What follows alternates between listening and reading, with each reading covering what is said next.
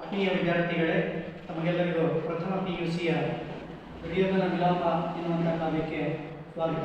ಈ ದಿನ ನಾವು ನಿಮ್ಮ PUCಯ ಮೊದಲ ಕಾವ್ಯವಾದಂತಹ ದುರ್ಯೋಧನ ವಿಲಾಪವನ್ನು ಚರ್ಚೆ ಮಾಡಲಿದ್ದೇವೆ. ಈ ದುರ್ಯೋಧನ ವಿಲಾಪವನ್ನು ಚರ್ಚೆ ಮಾಡೋದಕ್ಕಿಂತ ಮುಂಚೆ ಸ್ವಲ್ಪ ಅದರ ಹಿನ್ನೆಲೆಯನ್ನು ತಿಳಿಯುವುದಾದರೆ, ಇಲ್ಲಿ ಈ ದುರ್ಯೋಧನ ವಿಲಾಪ ಅನ್ನುವಂಥದ್ದು ಇದು ಸಂಪೂರ್ಣ ಮಹಾಭಾರತವನ್ನು ಆಧರಿಸಿರುವಂತಹ ಕಥೆ. ಆದ್ದರಿಂದ ಈ ಮಹಾಭಾರತದ ಕುರುಕ್ಷೇತ್ರ ಯುದ್ಧ ಸುಮಾರು 18 ದಿನಗಳ ಕಾಲ ನಡೆಯುತ್ತೆ. ಆ 18 ದಿನಗಳ ಕಾಲ ನಡೆದಂತಹ ಯುದ್ಧ ಈಗಾಗಲೇ 17 ದಿನಗಳ ಕಾಲ ಯುದ್ಧ ನಡೆದೋಗಿದೆ. ಆ 17 ದಿನಗಳ ಕಾಲ ನಡೆದಂತಹ ಯುದ್ಧದಲ್ಲಿ ಏನೆಲ್ಲ ಆಯಿತು ಎನ್ನುವುದನ್ನು ತಿಳಿಸಲಿಕ್ಕೆ ರನ್ನಕವಿ ಒಂದು ತನ್ನ ಸಿಂಹಾವಲೋಕನ ಕ್ರಮದಲ್ಲಿ ಈ ಕಾವ್ಯವನ್ನು ನಿರೂಪಿಸ್ತಾ ಹೋಗ್ತಾನೆ. ಹಾಗಾದ್ರೆ ಈ 17 ದಿನಗಳ ಕಾಲ ನಡೆದಂತಹ ಯುದ್ಧದ ಭೀಕರತೆ ಅಥವಾ ಆಗುಹೋಗುಗಳು ಏನಿತ್ತು ಅನ್ನೋದನ್ನು ನೋಡೋದಾದ್ರೆ, ಇಲ್ಲಿ ಕೌರವರ ಸೈನ್ಯ ಸಾಮರ್ಥ್ಯ 7 ಅಕ್ಷೋಹಿಣಿ ಅನ್ನುವಂಥದ್ದು, ಪಾಂಡವರ 7 ಅಕ್ಷೋಹಿಣಿ, ಕೌರವರ 11 ಅಕ್ಷೋಹಿಣಿ ಸೈನ್ಯ ಸಾಮರ್ಥ್ಯ. 1 ಅಕ್ಷೋಹಿಣಿ ಅಂತ ಹೇಳಿದ್ರೆ 21,870 ರಥಗಳು, 21,870 ಆನೆಗಳು, 1,09,000 ಸೈನಿಕ ದಳ ಮತ್ತೆ 65,000 ಅಶ್ವದಳ. ಈ ಎಲ್ಲವೂ ಸೇರಿದರೆ 1 ಅಕ್ಷೋಹಿಣಿ ಅನ್ನುವಂಥದ್ದು. ಹೀಗೆ 11 ಅಕ್ಷೋಹಿಣಿ ಕೌರವರ ಸೈನ್ಯ ಸಾಮರ್ಥ್ಯ, 7 ಅಕ್ಷೋಹಿಣಿ ಪಾಂಡವರ ಸೈನ್ಯ ಸಾಮರ್ಥ್ಯ. ಈ ಎಲ್ಲ ಸೈನ್ಯ ಸಾಮರ್ಥ್ಯದಲ್ಲಿ ಈಗಾಗಲೇ ಕೌರವರು ತಮ್ಮೆಲ್ಲ ಸೈನ್ಯವನ್ನು ಕಳೆದುಕೊಂಡಿದ್ದಾರೆ, ಅಂದರೆ ನಾಶವಾಗಿ ಹೋಗಿದೆ. ಅದರಲ್ಲಿ ಪಾಂಡವರ ಅರ್ಧದಷ್ಟು ಸೈನ್ಯವು ಕೂಡ ನಾಶವಾಗಿ ಹೋಗಿದೆ. ಈ ಎಲ್ಲದರ ಪರಿಣಾಮವಾಗಿ ಯುದ್ಧ ಭೂಮಿ ಅನ್ನುವಂಥದ್ದು ಏನಾಗಿತ್ತು ಅದನ್ನ ಅಲ್ಲಿಂದನೇ ಈ ದುರ್ಯೋಧನ ವಿಲಾಪ ಅನ್ನುವಂಥದ್ದು ಆರಂಭವಾಗುವುದು. ಅದಕ್ಕಿಂತ ಮುಂಚೆ ದುರ್ಯೋಧನ ತಂದೆ ತಾಯಿ ಹತ್ರ ಕೇಳ್ತಾನೆ, ನಾನು ಮತ್ತೆ ಯುದ್ಧಕ್ಕೆ ಹೋಗ್ತೀನಿ ಅಂತೇಳಿ. ಹೇಳಿದಾಗ ಗಾಂಧಾರಿ ಮತ್ತೆ ಧೃತರಾಷ್ಟ್ರ ಹೇಳ್ತಾರೆ ಮಗನಿಗೆ, ಬೇಡ, ಯುದ್ಧ ಮಾಡೋದು ಬೇಡ, ಸಂಧಿ ಮಾಡಿಕೊಳ್ಳೋಣ ಅಂತೇಳಿ ಹೇಳಿದಾಗ ಈ ದುರ್ಯೋಧನ ಅದನ್ನು ಕೇಳದೆ ಏನು ಮಾಡ್ತಾನೆ ಅಂತ ಹೇಳಿದ್ರೆ ಯುದ್ಧಕ್ಕೆ ಸನ್ನದ್ಧನಾಗ್ತಾನೆ. ಆವಾಗ ಅವರೊಂದು ಸಲಹೆ ಕೊಡ್ತಾರೆ ತಂದೆ ತಾಯಿ. ಏನು ಅಂತ ಹೇಳಿದ್ರೆ, ಈ ರಣಭೂಮಿಯಲ್ಲಿ ನಿಮ್ಮ ತಾತ ಭೀಷ್ಮ ಶರಶೈಯಲ್ಲಿ ಮಲಗಿದ್ದಾನೆ, ಆತನ ಸಲಹೆಯನ್ನು ಪಡೆದುಕೋ ಅಂತೇಳಿ ಹೇಳಿದಾಗ ಆಯಿತು ಅಂತೇಳಿ ಆ ಶರಶೈಯಲ್ಲಿ ಮಲಗಿದ್ದಂತಹ ಭೀಷ್ಮನನ್ನು ಕಾಣಲಿಕ್ಕೆ ಮಂತ್ರಿ ಅಂದರೆ ಧೃತರಾಷ್ಟ್ರನ ಮಂತ್ರಿಯಾದ ಸಂಜಯನ ಜೊತೆಗೆ ರಣಭೂಮಿಗೆ ಪ್ರವೇಶ ಮಾಡ್ತಾರೆ. ಆ ರಣಭೂಮಿಗೆ ಪ್ರವೇಶ ಮಾಡುವಂತಹ ಸನ್ನಿವೇಶದಿಂದನೇ ಈ ದುರ್ಯೋಧನ ವಿಲಾಪ ಎನ್ನುವಂತಹ ಪದ್ಯ ಆರಂಭವಾಗುವಂಥದ್ದು. ಹಾಗಾದ್ರೆ ಮೊದಲ ಪದ್ಯ ತಡ ಮಾಡದೆ ಆರಂಭ ಮಾಡೋಣ. ಇಲ್ಲಿ ಈ ರಣಭೂಮಿಯನ್ನ ಪ್ರವೇಶ ಮಾಡುತ್ತಿದ್ದಾನೆ ದುರ್ಯೋಧನ. ಆತನನ್ನ ರಣಭೂಮಿ ಹೇಗೆ ಸ್ವಾಗತ ಮಾಡಿತು ಅನ್ನೋದನ್ನ ಮೊದಲ ಪದ್ಯ ತಿಳಿಸುತ್ತೆ. ಉಡಿದಿರ್ದ ಕೈದು ನೆತ್ತರ ಕಡಲೊಳ ಅಡಿಗಡಿಗೆ ತಳಮನ್ ಕುರ್ಚುತ್ತಿರೆ ಕಾಲಿಡಲ್ ಎಡೆಬಡೆಯದೆ ಕುರುಪತಿ ದಡಿಗ ಬೆಣಂಗಳನೆ ಮೆಟ್ಟಿ ಮೆಲ್ಲನೆ ನಡೆದಂ.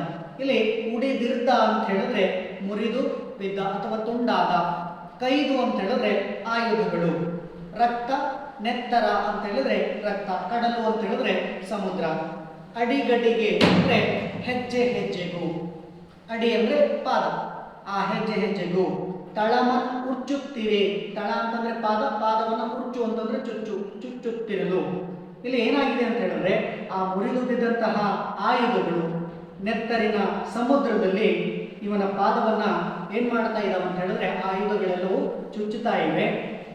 ಅಷ್ಟೇ ಅಲ್ಲ, ಅವನಿಗೆ ಕಾಲಿಡಲಕ್ಕೂ ಕೂಡ ಎಡೆ ಅಂತಂದ್ರೆ ಜಾಗವಿಲ್ಲದಂತಹ ಪರಿಸ್ಥಿತಿ ಯಾರಿಗಾಗಿದೆ ಅಂತ ಹೇಳಿದ್ರೆ ಕುರುಪತಿಗಾಗಿದೆ. ಇಲ್ಲಿ ಕುರುಪತಿ ಅಂತ ಹೇಳಿದ್ರೆ ದುರ್ಯೋಧನ ಅಂತೇಳಿ.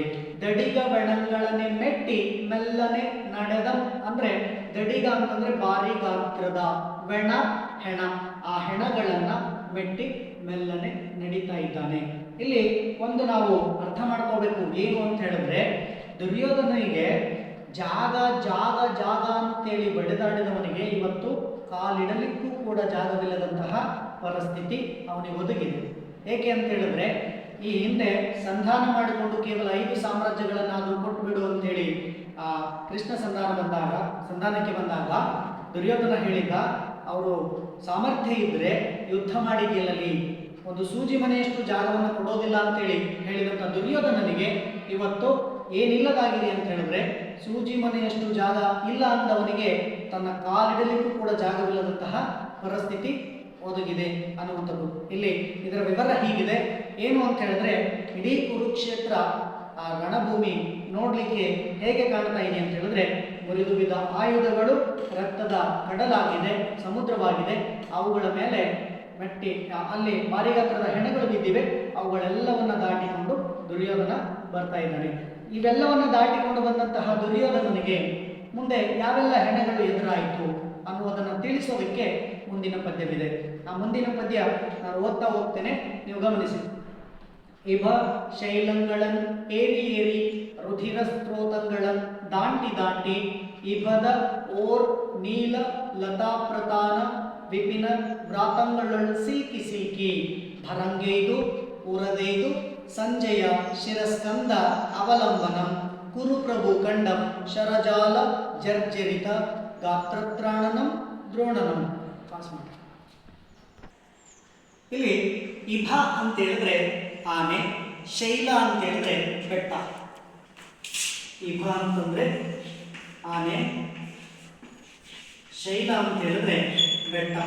ಅಂದ್ರೆ ಇಭ ಶೈಲಂಗಳನ್ ಏರಿ ಏರಿ, ಇಲ್ಲಿ ಇಭ ಆನೆಗಳೆಂಬ ಬೆಟ್ಟಗಳನ್ನ ಏನ್ ಮಾಡ್ತಾ ಇದ್ದಾನಂತಂದ್ರೆ ದುರ್ಯೋಧನ ಆ ದಡಿಗ ಬೆಳಗಳನ್ನು ದಾಟಿ ಬಂದಂಥವನಿಗೆ ಆ ಆನೆಗಳೆಂಬ ಬೆಟ್ಟವನ್ನ ಏರಿ ಇಳಿದು ಏರಿ ಏರಿ ರುಧಿರ ಸ್ರೋತಗಳನ್ನು ದಾಂಟಿ ದಾಂಟಿ.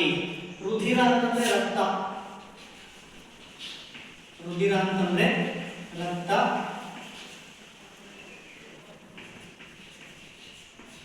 ಸ್ರೋತ ಅಂತಂದ್ರೆ ನದಿ, ಅಂದ್ರೆ ರಕ್ತದ ನದಿಯನ್ನ ದಾಂಟಿ ದಾಂಟಿ. ನೋಡ್ರಿ, ಇಲ್ಲಿ ಏರಿ ಏರಿ ದಾಂಟಿ ದಾಂಟಿ ಅನ್ನುವಂಥವುಗಳು ವಿರುಕ್ತಿಗಳಾಗಿರ್ತವೆ. ನಮಗೆ ವ್ಯಾಕರಣ ಅಂಶಗಳಿಗೆ ಸಂಬಂಧಪಟ್ಟಂತೆ ಇವುಗಳನ್ನು ಕೂಡ ಕೇಳಬಹುದು. ರುಧಿರ ಸ್ರೋತಗಳನ್ನು ದಾಂಟಿ ದಾಂಟಿ ಅಂದ್ರೆ ಆ ರಕ್ತದ ನದಿಯನ್ನ ದಾಟಿಕೊಂಡು. ಇಬದ ಓರ್ ನೀಲ, ಇಬ ಅಂತಂದ್ರೆ ಆನೆ ಅಂತ ಹೇಳಿದ್ವಿ. ಇಬದೋ ಅಂತ ಹೇಳಿದ್ರೆ ಆನೆಯ ಸೊಂಡಿಲು. ಆ ಆನೆಯ ಸೊಂಡಿಲುಗಳು ಇವನನ್ನ ಏನ್ ಮಾಡ್ತಾ ಇದ್ದಾವೆ ಅಂತ ಹೇಳಿದ್ರೆ ಲತಾ ಪ್ರತಾನ, ಅಂದ್ರೆ ಲತೆಗಳು ಅಂತಂದ್ರೆ ಬಳ್ಳಿಯ ಗುಂಪು, ಪ್ರತಾನ ಅಂತಂದ್ರೆ ಗುಂಪು. ಆ ಬಳ್ಳಿ ಎನ್ನುವಂತಹ ಆನೆಗಳೆಂಬ ಸೊಂಡಿಲು, ಆನೆಯ ಸೊಂಡಿಲುಗಳು ಬಳ್ಳಿಗಳಾಗಿ ಇವನ ಕಾಲುಗಳನ್ನು ಏನ್ ಮಾಡ್ತಾ ಇದ್ದಾವೆ ಅಂತ ಹೇಳಿದ್ರೆ ತಡೆದು ನಿಲ್ಲಿಸ್ತಾ ಇವೆ. ಆ ಆನೆಗಳು ಸೊಂಡಿಲುಗಳು ದುರ್ಯೋಧನನ ಕಾಲುಗಳನ್ನ ಹಿಡಿದು ನಿಲ್ಲಿಸ್ತಾ ಇವೆ. ಲತಾ ಪ್ರಧಾನ ವಿಪಿನ ವ್ರಾತಂಗಳ ಸಿಲ್ಕಿ ಸಿಲ್ಕಿ. ಇಲ್ಲಿ ವಿಪಿನ ಅಂತಂದ್ರೆ ಕಾಡು, ಆ ಕಾಡಿನ ವ್ರಾತ ಅಂತಂದ್ರೆ ಸಮೂಹ. ಆ ಇಡೀ ಕಾಡಿನ ಸಮೂಹ ಇವನ ಪಾದವನ್ನ, ಇವನ ಕಾಲನ್ನ ಏನ್ ಮಾಡ್ತಾ ಇದ್ದಾವೆ ಅಂತ ಹೇಳಿದ್ರೆ ಆ ಸಿಕ್ಕಾಕಿಕೊಳ್ತಾ ಇದ್ದಾನೆ. ಈ ಸಿಕ್ಕಾಕಿಕೊಂಡದ್ದನ್ನ ಲೆಕ್ಕಿಸದೆ ಭರಂಗೇದು, ಅಂದ್ರೆ ಇದನ್ನ ಯಾವುದನ್ನು ಅವನು ಅವಸರವಾಗಿ, ಭರಂಗೇದು ಅಂತ ಹೇಳಿದ್ರೆ ಅವಸರವಾಗಿ, ಉರದೇದಿ ಅಂದ್ರೆ ಅವಸರವಾಗಿ ಇದು ಯಾವುದನ್ನು ಲೆಕ್ಕಿಸದೆ, ಉರದೇದಿ ಅಂತಂದ್ರೆ ಲೆಕ್ಕಿಸದೆ, ಗಮನಕ್ಕೆ ತೆಗೆದುಕೊಳ್ಳದೆ. ಸಂಜಯ ಶಿರಸ್ಕಂದ ಅವಲಂಬನಂ ಅಂದ್ರೆ ಸಂಜಯನ ಜೊತೆಗೆ ಬಂದಿದ್ನಲ್ಲ, ಆ ಸಂಜಯನ ಹೆಗಲಿನ ಸಹಾಯದ ಜೊತೆಗೆ ಅವನೇನ್ ಮಾಡ್ತಾ ಇದ್ದಾನಂತಂದ್ರೆ ಆ ಕುರುಪ್ರಭು ಅಲ್ಲಿಂದ ಹೋಗಿ ಮುಂದೆ ಹೋಗ್ತಾ ಇದ್ದಾನೆ. ಹೋಗಬೇಕಾದ್ರೆ ಅವನಿಗೆ ಅಲ್ಲೊಂದು ಕಂಡದ್ದೇನು ಅಂತೇಳಿ, ಕುರುಪ್ರಭು ಕಂಡಂ ಶರಜಾಲ ಜರ್ಜರಿತ ಗಾತ್ರತ್ರಾಣನಂ ದ್ರೋಣನಂ. ಇಲ್ಲಿ ಆ ಶರಗಳ ಜಾಲಕ್ಕೆ, ಹೊಡೆತಕ್ಕೆ ಜರ್ಜರಿತವಾಗಿರುವಂತಹ, ನುಜ್ಜುಗುಜ್ಜಾದಂತಹ ಒಂದು ಶವವನ್ನು ಕಾಣ್ತಾ ಇದ್ದಾನೆ. ಅದು ಯಾರದ್ದು ಅಂತ ಹೇಳಿದ್ರೆ ಗಾತ್ರತ್ರಾಣನಂ. ಅಲ್ಲಿನ ಗಾತ್ರ ಅಂದ್ರೆ ದೇಹ, ಆ ದೇಹ ಯಾರದ್ದು ಅಂತ ಹೇಳಿದ್ರೆ ದ್ರೋಣನದಾಗಿತ್ತು ಅನ್ನುವಂಥದ್ದು ಈ ಪದ್ಯದ ವಿಶ್ಲೇಷಣೆ. ಏನು ಅಂತ ಹೇಳಿದ್ರೆ ಇಲ್ಲಿ ಒಂದು ಗಮನಿಸಬೇಕು, ಇಲ್ಲಿ ಈ ಹಿಂದೆ ಪಾಂಡವರು ವನವಾಸವನ್ನು ಅನುಭವಿಸಿದ್ರಲ್ಲ, ಆ ವನವಾಸದ ಸಂದರ್ಭ ಇವನು ಕಾಡಿಗೆ ಹೋಗದೇನೆ ಒಂದು ರಣಭೂಮಿಯಲ್ಲಿ ಇಂಥದ್ದೊಂದು ಪರಿಸ್ಥಿತಿಯನ್ನು ಅನುಭವಿಸಬೇಕಾಗಿರುವಂಥದ್ದು ಒದಗಿ ಬಂದಿದೆ. ಇದನ್ನ ನಮ್ಮ ರಂಗಕವಿ ಬಹಳ ಅಚ್ಚುಕಟ್ಟಾಗಿ ಈ ಸಿಂಹಾವಲೋಕನ ಕ್ರಮದಲ್ಲಿ ಇದನ್ನ ಹೇಳ್ತಾ ಹೋಗ್ತಾನೆ. ಅಂದ್ರೆ ಹಿಂದಿನದಕ್ಕೆ ನಾವು ಫ್ಲಾಶ್ ಬ್ಯಾಕ್ ಅನ್ನುವ ರೀತಿಯಲ್ಲಿ ಹೋಗ್ಬೇಕು ಆ ಕತೆ ಅನ್ನುವ ಹಾಗೆ ಇಲ್ಲಿ ನೋಡಿ, ಯಾವುದೇ ಬೆಟ್ಟಗಳಿಲ್ಲ, ಆದರೆ ಆನೆಗಳೇ ಬೆಟ್ಟಗಳಾಗಿವೆ. ಯಾವುದೇ ಲತೆ ಬಳ್ಳಿಗಳಿಲ್ಲ, ಮುಳ್ಳುಕಂಟಿಗಳಿಲ್ಲ, ಆದರೆ ಆನೆಯ ಸೊಂಡಿಲುಗಳೇ ಈತನ ಕಾಲಿಗೆ ಏನಾಗಿದೆ ಅಂತ ಹೇಳಿದ್ರೆ ಮುಳ್ಳುಕಂಟಿಗಳ ಹಾಗೆ ಆತನನ್ನ ತಡೆದು ನಿಲ್ಲಿಸ್ತಾ ಇವೆ. ಅಂದ್ರೆ ಪಾಂಡವರು ವನವಾಸದ ಆ ಅನುಭವಗಳನ್ನ ಇವನು ರಣಭೂಮಿಯಲ್ಲಿ ಅನುಭವಿಸಬೇಕಾಗಿದೆ. ಸೊ ಈ ರೀತಿಯಾಗಿ ಅದ್ಯಾವುದನ್ನು ಲೆಕ್ಕಿಸದೆ, ಗಮನಿಸದೆ ಸಂಜಯನ ಸಹಾಯದ ಜೊತೆಗೆ ಬಂದು ನೋಡಿದನಂತೆ. ಏನನ್ನ ನೋಡಿದ ಅಂತ ಹೇಳಿದ್ರೆ ಅಲ್ಲಿ ಬಿದ್ದಂತಹ ಒಂದು ದೇಹ, ಆ ದೇಹ ಯಾರದ್ದಾಗಿತ್ತು ಅಂತ ಹೇಳಿದ್ರೆ ದ್ರೋಣನದಾಗಿತ್ತು. ಇಲ್ಲಿ ಮುಂದಿನ ಪದ್ಯ ಏನಾಗ್ತದೆ ಹಾಗಾದ್ರೆ ಇಲ್ಲಿ ವಚನ ಅನ್ನುವಂಥದ್ದಿದೆ. ವಚನ ಅಂತಂದ್ರೆ ಇಲ್ಲಿ ಚಂಪು ಶೈಲಿಯಲ್ಲಿ ಇರುವ ಕಾರಣಕ್ಕಾಗಿ, ಈ ಕಾವ್ಯ ಚಂಪು ಶೈಲಿಯಲ್ಲಿ ಇರುವ ಕಾರಣಕ್ಕಾಗಿ ಪದ್ಯ ಗದ್ಯ ಈ ಎರಡರ ಮಿಶ್ರಣವನ್ನು ನಾವು ಚಂಪು ಶೈಲಿ ಅಂತ ಕರಿತೇವೆ. ಇಲ್ಲಿ ವಚನ ಅನ್ನುವಂಥದ್ದು ಗದ್ಯ ಅಂತೇಳಿ ನಾವು ಭಾವಿಸ್ಕೊಳ್ಬೇಕು. ಆ ಮುಂದಿನ ಗದ್ಯ ಅಂದರೆ ವಚನ ಏನಿದೆ ಅಂತ ಹೇಳಿದ್ರೆ, ಆ ಬಿದ್ದಂತಹ ದ್ರೋಣನ ಶವ ಹೇಗಿತ್ತು ಅನ್ನೋದನ್ನ ವರ್ಣಿಸುತ್ತೆ ಅಥವಾ ವಿವರಿಸುತ್ತೆ. ಹೇಗಿತ್ತು ಅಂತ ಹೇಳಿದ್ರೆ, ಅಂತೂ ನಿಸರ್ಗ ದುಷ್ಟದ್ಯುಮ್ನ ಕಚ ನಿಗ್ರಹಕರ ವಿಲುಳಿತ ಮೌಳಿಯಾಗಿರುವ ಭಾರಧ್ವಜ ನಿರವಂ ರಾಜರಾಜನ್ ನೋಡಿ. ಅಂದರೆ ಆ ನಿಸರ್ಗ ಸಹಜವಾದಂಥ ಹುಟ್ಟುತ್ತಾನೆ ಕೆಟ್ಟವನಾದ ದುಷ್ಟನಾದಂತಹ ದುಷ್ಟದ್ಯುಮ್ನನ ಕಚ ನಿಗ್ರಹಕರ, ಕಚ ಅಂತಂದ್ರೆ ಕೂದಲು, ಅವನ ಆ ಕೂದಲನ್ನ ಹಿಡಿದು ನಿಗ್ರಹಿಸೋದು ಅಂದರೆ ಅವನ ಆ ಕೂದಲನ್ನ ಕೈಯಿಂದ ಹಿಡಿದು, ವಿಲುಳಿತ ಅಂತಂದ್ರೆ ತಿರುಚಲ್ಪಟ್ಟಂತಹ, ಮೌಳಿ ಅಂತಂದ್ರೆ ತಲೆ, ತಿರುಚಲ್ಪಟ್ಟಂತಹ ತಲೆ ಅಲ್ಲಿ ಬಿದ್ದಿತ್ತಂತೆ. ಯಾರದ್ದು ಬಿದ್ದಿತ್ತು ಅಂತ ಹೇಳಿದ್ರೆ ಭಾರಧ್ವಜನದು. ಯಾರಲ್ಲಿ ಭಾರಧ್ವಜ ಅಂತ ಹೇಳಿದ್ರೆ ಭರದ್ವಜನ ಮಗ ದ್ರೋಣ, ಆತನಿಗೆ ಭಾರಧ್ವಜ ಅನ್ನುವಂಥ ಹೆಸರಿನ ಮೂಲಕ ಇಲ್ಲಿ ವಿವರಿಸಿರುವಂಥದ್ದು. ಆ ಇದ್ದ ಸ್ಥಿತಿಯನ್ನ ಯಾರು ನೋಡಿದ್ರು ಅಂತ ಹೇಳಿದ್ರೆ ದುರ್ಯೋಧನ ನೋಡಿದ್ರು. ಯಾಕೆ ಹೀಗೆ ಬಿದ್ದಿದ್ದ ಈ ದ್ರೋಣ? ಯಾಕೆ ಒಂದು ರೀತಿ ಕತ್ತು ತಿರುಗಿಸಲ್ಪಟ್ಟಂತ ರೀತಿಯಲ್ಲಿ ಯಾಕೆ ಬಿದ್ದಿದ್ದ ಅಂತ ಹೇಳಿದ್ರೆ, ಇಲ್ಲಿ ದೃಪದ ರಾಜನ ಸೇಡಿಗಾಗಿ, ಆ ಸೇಡನ್ನ ತೀರಿಸಿಕೊಳ್ಳುವುದಕ್ಕಾಗಿ ಮಗನಿಗೆ ಈ ರೀತಿಯಾಗಿ ಹೇಳಿರ್ತಾನೆ. ಅದಕ್ಕಾಗಿ ಈಗಾಗಲೇ ಅರ್ಜುನನ ಬಾಣಗಳಿಗೆ ಸತ್ತಂತಹ ದ್ರೋಣರ ಶವವನ್ನ ಮತ್ತೆ ಭಾರಧ್ವಜ ಆ ದ್ರೋಣನ ಶವವನ್ನ ಈ ನಿಸರ್ಗ ದುಷ್ಟನಾಗಿರುವಂತಹ ದುಷ್ಟದ್ಯುಮ್ನ ಬಂದು ಏನ್ ಮಾಡಿರ್ತಾನೆ ಅಂತಂದ್ರೆ, ಸತ್ತ ದೇಹಕ್ಕೆ ಮತ್ತೆ ಅವಮಾನಿಸಿ ಕುತ್ತಿಗೆಯನ್ನು ಕತ್ತರಿಸಿ ಹೋಗಿರುವಂಥದ್ದು. ಆ ಕಾರಣಕ್ಕಾಗಿ ಇಲ್ಲಿ ಈ ಕೂದಲನ್ನ ಎಳೆದು ಕುತ್ತಿಗೆಯನ್ನು ತಿರುಚಿ ಅದನ್ನ ಕೊಯ್ದು ಹೋಗಿದ್ದರಿಂದ ಈ ರೀತಿಯಾಗಿ ಈ ಸ್ಥಿತಿಯಲ್ಲಿ ಆ ದ್ರೋಣನ ಶವ ಬಿದ್ದಿತ್ತು. ಹಾಗಾದ್ರೆ ಆ ದ್ರೋಣನ ಶವದ ಮುಂದೆ ದುರ್ಯೋಧನನ ವಿಲಾಪ ಹೇಗಿತ್ತು? ಇಲ್ಲಿ ವಿಲಾಪ ಅಂತ ಹೇಳಿದ್ರೆ ದುಃಖ ಅಂತೇಳಿ, ದುರ್ಯೋಧನನಿಗೆ ದುಃಖ ಅಂತೇಳಿ. ಹಾಗಾದ್ರೆ ಆ ವಿಲಾಪ ಹೇಗೆ ಆತ ತೋಡಿಕೊಂಡ ಅಂತ ಹೇಳಿದ್ರೆ, ಹೇಗೆಲ್ಲ ಆ ಶವದ ಮುಂದೆ ಮಾತಾಡಿದ ಅಂತ ಹೇಳಿದ್ರೆ, ಅದುವೇ ಮುಂದಿನ ಪದ್ಯ. ಏನು ಅಂತ ಹೇಳಿದ್ರೆ, ಈ ದ್ರೋಣನ ಕಳೇಬರವನ್ನ, ಆ ಭಾರಧ್ವಜನಿರುವಂತಹ ಸ್ಥಿತಿಯನ್ನು ನೋಡಿದಂತಹ ದುರ್ಯೋಧನನಿಗೆ ಯಾವ ರೀತಿ ದುಃಖ ಆಯಿತು ಅಂತ ಹೇಳಿದ್ರೆ ಅದನ್ನ ಈ ರೀತಿಯಾಗಿ ವ್ಯಕ್ತಪಡಿಸ್ತಾನೆ. ಏನು ಅಂತ ಹೇಳಿದ್ರೆ ಆ ಮುಂದಿನ ಪದ್ಯ, ಅರಿಯಮೆ ಬಿಲ್ಲ ಬಿನ್ನಣಕೆ ಗಾಂಡೀವಿಯಲ್ತು ಪಿನಾಕಪಾಣಿಯುಂ ನೆರೆಯನ್ ಇದಿರ್ಚಿ ನಿಮ್ಮೊಡನೆ ಕಾದಿ ಗೆಲಲ್ಕದು ನಿಮ್ ಉಪೇಕ್ಷೆಯಂ ಎಂದರಿಯನ್ ಇದನ್ನ ಕರ್ಮವಶಂ ಎಂದರಿಯನ್ ನಿಮಗಿಂತು ಸಾವು ಈ ಥರದೆನ್ ಅಕಾರಣಂ ನೆರೆಯೇ ಸಂಭವಿಸಿದ್ದುದೋ ಕುಂಭ ಸಂಭವ. ಈ ಸಾವನ್ನ ಕಂಡಂತಹ ಅಂದರೆ ಅಲ್ಲಿ ದ್ರೋಣರ ಆ ಶವವನ್ನು ಕಂಡ ಮೇಲೆ ದುರ್ಯೋಧನನಿಗೆ ನಂಬಲಿಕ್ಕೆ ಆಗ್ತಾ ಇಲ್ಲ. ಅದಕ್ಕಾಗಿ ಆ ಗುರುಗಳನ್ನ ನೋಡಿ ಹೇಳ್ತಾ ಇದ್ದಾನೆ. ಇಲ್ಲಿ ದ್ರೋಣಾಚಾರ್ಯರು ಇಬ್ಬರಿಗೂ ಗುರುವಾಗಿದ್ದರು, ಕೌರವರಿಗೂ ಮತ್ತು ಪಾಂಡವರಿಗೂ.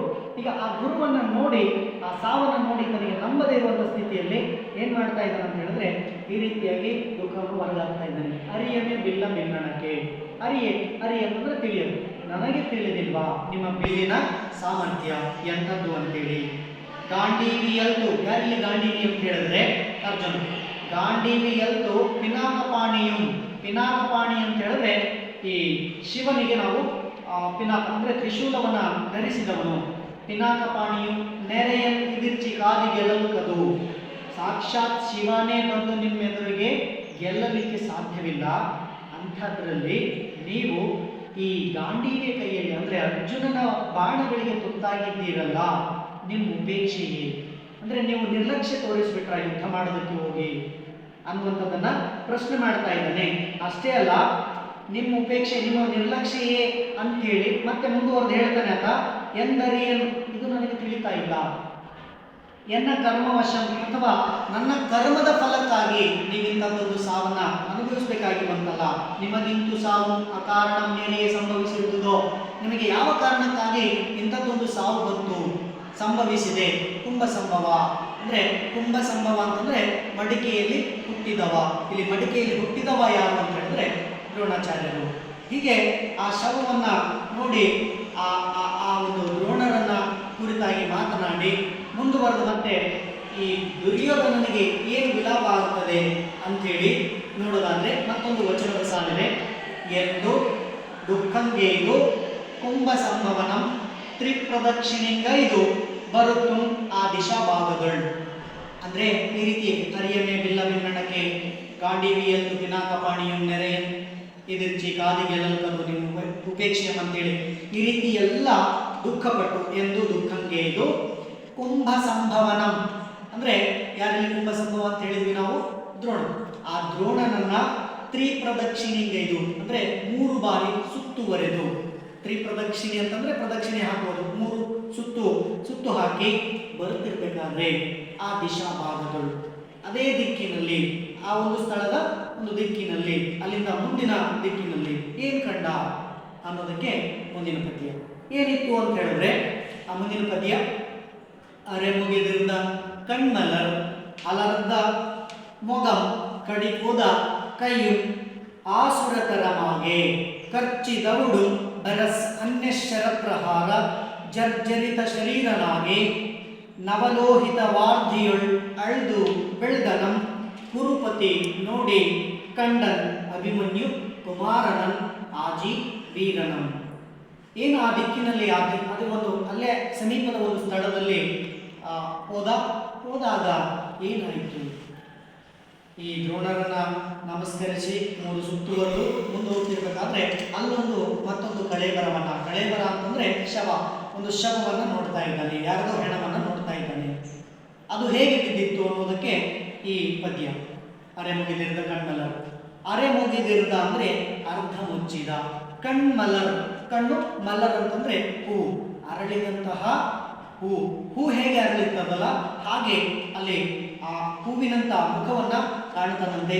ಆ ಅಲರ್ಧ ಮೊಗಂ, ಅರಳಿದ ಮುಖ, ಅಲರ್ಧ ಅಂತಂದ್ರೆ ಅರಳಿದ, ಮೊಗಂ ಮುಖ, ಕಡಿಯೋದ ಕೈ, ಕತ್ತರಿಸಿ ಹೋದ ಕೈ ಕತ್ತರಿಸಿ ಹೋಗಿದೆ, ಅರ್ಧ ಕಣ್ಣು ಮುಚ್ಚಿದೆ, ಅರಳಿದ ಮುಖ ಕಾಣ್ತಾ ಇದೆ, ಮತ್ತೆ ಕತ್ತರಿಸಿದ ಕೈ ಕಾಣ್ತಾ ಇದೆ. ಆಸುರತರಮಾಗೆ ಒಂದು ರೀತಿ ಈ ಹೇಗೆ ಬಿದ್ದಿತ್ತು ಅಂತ ಹೇಳಿದ್ರೆ ಆ ಶವ ಆಸುರತರಮಾಗೆ ಅಂತ ಹೇಳಿದ್ರೆ ಅತಿ ಭಯಂಕರವಾಗುವುದು ಅಂತರ್ಥ. ಅತಿ ಭಯಂಕರವಾಗಿರುವಂತಹ ನವಲೋಹಿತ ವಾರ್ಧಿಯುಳ್, ನವ ಅಂತಂದ್ರೆ ಹೊಸ, ಇಲ್ಲಿ ನಾವು ಬಿಸಿ ರಕ್ತದ ಕಡಲು ಅಂತ ಹೇಳಿದ್ರೆ ತಪ್ಪಾಗುವುದು. ಆ ಬಿಸಿ ರಕ್ತದ ಕಡಲಿನಲ್ಲಿ ಮುಳುಗಿತ್ತಂತೆ ಆ ದೇಹ. ಅದು ಹೇಗೆ ಅಂತ ಹೇಳಿದ್ರೆ ಅದು ಯಾರದು ಅಂತ ಹೇಳಿದ್ರೆ ಅದು ಆ ಆಜಿವೀರ, ಯುದ್ಧ ವೀರನಾಗಿರುವಂತ ಅಭಿಮನ್ಯು ಕುಮಾರನ ಶವವಾಗಿತ್ತಂತೆ. ಅದನ್ನ ಇಲ್ಲಿ ಕವಿ ದುರ್ಯೋಧನನ ಮೂಲಕ ಹೀಗೆ ವರ್ಣಿಸ್ತಾ ಇದ್ದಾನೆ. ಹೇಗೆ ಅಂತ ಹೇಳಿದ್ರೆ ಅರೆ ಮುಗಿದಿರುದ ಕಣ್ಮಲರ್ ಅಲರ್ಧ ಮಗಂ ಕಡಿಮುದ ಕೈಯು ಆಸುರತರಮಾಗೆ ಖರ್ಚಿದವುಡು, ದವಡೆ ಖರ್ಚಿದವುಡು ಅಂತಂದ್ರೆ ದವಡೆಯನ್ನು ಕಚ್ಚಿ ಆ ದೇಹ ಬಿದ್ದಿದೆಯಂತೆ. ಬೇರೆ ಅನ್ಯ ಶರ ಪ್ರಹಾರ ಅಂದ್ರೆ ಅನ್ಯರು ಅಂತಂದ್ರೆ ಬೇರೆ ಶತ್ರುಗಳು, ಆ ಶತ್ರುಗಳ ಶರ ಪ್ರಹಾರ, ಆ ಬಾಣಗಳಿಗೆ ತುತ್ತಾಗಿ ಜರ್ಜರಿತ ಶರೀರನಾಗಿ, ಆ ಶರೀರ ಅನ್ನುವಂಥದ್ದು ನಜ್ಜುಗುಜ್ಜಾಗಿದೆ. ಆ ನಜ್ಜುಗುಜ್ಜಾದಂತಹ ದೇಹ ಯಾವುದರಲ್ಲಿ ಬಿದ್ದಿದೆ ಅಂತಂದ್ರೆ ಒಂದು ರಕ್ತದ ಕಡಲಿನಲ್ಲಿ, ಒಂದು ಬಿಸಿ ರಕ್ತದ ಕಡಲಿನಲ್ಲಿ ಅದು ಅಳ್ದು ಬೀಳ್ದನ. ಅಲ್ಲಿ ಬಿದ್ದಿರುವ ಸ್ಥಿತಿ ಹೇಗಿದೆ ಇರೋದನ್ನ ಕುರುಪತಿ ನೋಡಿದನಂತೆ, ಕಂಡನಂತೆ. ಏನಿಲ್ಲಿ ನೋಡೋದು ಕಾಣೋದು ಅಂತ ಹೇಳಿದ್ರೆ ಇಲ್ಲಿ ನಮಗೆ ನೋಡಿ ಕಂಡನ್ ಅನ್ನುವಂಥದ್ದು ಸಹಜವಾಗಿ ಎರಡರ ಅರ್ಥ ಒಂದೇ ಅನಿಸ್ತದೆ. ಆದರೆ ನೋಡೋದು ಏನು ಅಂತ ಹೇಳಿದ್ರೆ ಅಥವಾ ಕಾಣೋದು ಏನು ಅಂತ ಹೇಳಿದ್ರೆ ಕಣ್ಣು ನೋಡುತ್ತೆ, ಮನಸ್ಸು ಕಾಣುತ್ತೆ. ಕವಿ ಸುಮ್ಮನೆ ಈ ಪದಗಳನ್ನು ಬಳಸಿಲ್ಲ. ಸೊ ಈ ರೀತಿಯಾಗಿ ಒಂದು ವಿಶೇಷವಾಗಿರುವ ರೀತಿಯಲ್ಲಿ ಬಳಸಿರುವಂಥದ್ದು. ಇದರ ವಿವರಣೆ ಇಷ್ಟೇ.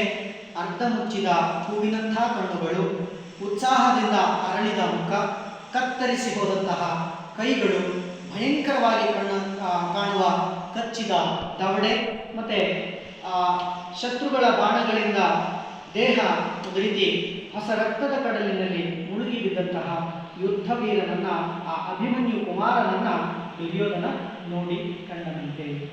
ಅಂದರೆ ಈ ದೇಹವನ್ನು ನೋಡಿದ ಮೇಲೆ ಅವನಿಗೆ ಏನು ಅನಿಸಿತು, ಏನು ಮಾಡದ ಅನ್ನೋದಕ್ಕೆ ಮುಂದಿನ ಪದ್ಯ ಒಂದು ವಚನ ಇದೆ, ಅದೇ ಗದ್ಯ ಅಂತ ಹೇಳಿದ್ವಲ್ಲ. ಅಂತೂ ಆತನನ್ ಅಹಿಕೇತನಂ ನೋಡಿ. ಹೀಗೆ ಅಂತೂ ಆತನನ್ ಅಹಿಕೇತನಂ ನೋಡಿ. ಅಹಿ ಅಂತ ಹೇಳಿದ್ರೆ ಸರ್ಪ ಅಂತ ಅರ್ಥ, ಕೇತನ ಅಂತ ಹೇಳಿದ್ರೆ ಧ್ವಜ ಅಂತ ಅರ್ಥ. ಅಂದ್ರೆ ಸರ್ಪಧ್ವಜಧಾರಿಯಾದಂತಹ ದುರ್ಯೋಧನ ಯಾರನ್ನು ನೋಡಿದ? ಅಲ್ಲಿ ಬಿದ್ದಂತಹ ಅಭಿಮನ್ಯುವಿನನ್ನ ನೋಡಿದನಂತೆ. ನೋಡಿ ಏನ್ ಮಾಡ್ತಾನೆ? ನೋಡಿ ಏನ್ ಮಾಡಿದ ಅನ್ನೋದಕ್ಕೆ ಮುಂದಿನ ಪದ್ಯ ಏನ್ ಹೇಳ್ತದೆ ಹಾಗಾದ್ರೆ ಆ ಪದ್ಯ?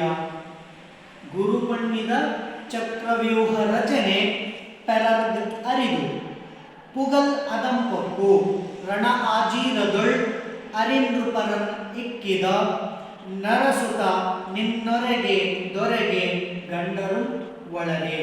ಇಲ್ಲಿ ಪಣ್ಣಿದ, ಪಣ್ಣು ಅಂತ ಹೇಳಿದ್ರೆ ರಚಿಸುವಂತಾಗ್ತದೆ, ನಿರ್ಮಿಸುವಂತಾಗ್ತದೆ.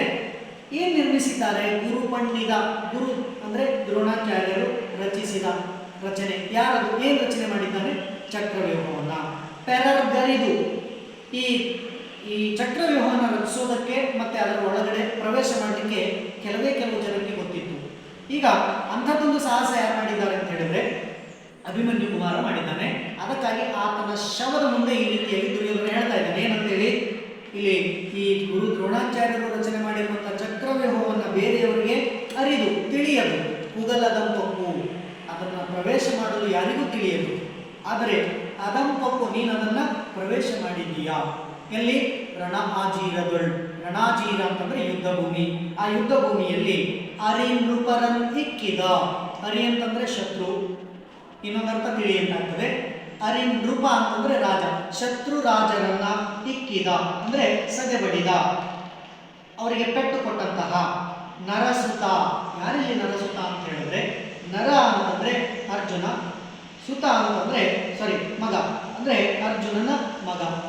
ನರ ನಾರಾಯಣ ಅಂತೇಳಿ, ನಾರಾಯಣ ಅಂತಂದ್ರೆ ಕೃಷ್ಣನನ್ನ ನಾವು ನಾರಾಯಣ ಅಂತ ಕರೆಯುವಂಥದ್ದು.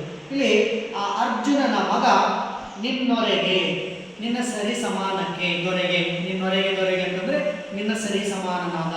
ಗಂಡರು ಒಳರೆ, ಗಂಡರು ಅಂತಂದ್ರೆ ವೀರರು ಅಂತ ಅರ್ಥ. ನಿನ್ನ ಸರಿ ಸಮಾನನಾದ ವೀರರು ಇದ್ದಾರೆಯೇ. ಒಳರೆ ಅಂತಂದ್ರೆ ಇದ್ದಾರೆಯೇ. ನೋಡಿ, ಇಲ್ಲಿ ಶತ್ರುರಾಜನ ಮಗ ಬಿದ್ದಿದ್ದಾನೆ. ಆ ಶತ್ರುರಾಜನ ಮಗ ಬಿದ್ದಿದ್ದನ್ನ ಏನ್ ಮಾಡ್ತಾ ಇದ್ದಾನೆ ಅಂತಂದ್ರೆ ಅವನ ಶೌರ್ಯ ಸಾಮರ್ಥ್ಯವನ್ನು ಹೊಗಳ್ತಾ ಇದ್ದಾನೆ. ಇದು ನಾವು ಕೇವಲ ದುರ್ಯೋಧನ ಅಂತಂದ್ರೆ ಏನಂತ ಅರ್ಥ ಮಾಡ್ಕೊಂಡ್ಬಿಡ್ತೀವಿ ಅಂತ ಹೇಳಿದ್ರೆ, ನಮ್ಮ ಪೂರ್ವಗ್ರಹದಲ್ಲಿ ಹೇಗಿರ್ತದೆ ಅಂತ ಹೇಳಿದ್ರೆ ದುರ್ಯೋಧನ ಒಬ್ಬ ಕೆಟ್ಟವನು ಅಂತ ಮಾತ್ರ ಗೊತ್ತಿರ್ತದೆ. ಆದರೆ ಇಲ್ಲಿ ಅವನ ಒಳ್ಳೆಯತನವೂ ಕೂಡ ನಮಗೆ ಅರ್ಥ ಆಗುವಂಥದ್ದು. ಹೀಗೆ ಈ ಅಭಿಮನ್ಯುವನನ್ನ ಹೊಗಳ್ತಾ ಇದ್ದಾನೆ. ಇಷ್ಟೊಂದು ವೀರಾವೇಶದಿಂದ ಹೋರಾಡಿದವನು ಇನ್ನು ಯಾವೆಲ್ಲ ಮಾತುಗಳಿಂದ ದುರ್ಯೋಧನ ಹೊಗಳುವಂಥದ್ದು? ಆ ಮುಂದಿನ ಪದ್ಯ ಇದೆ.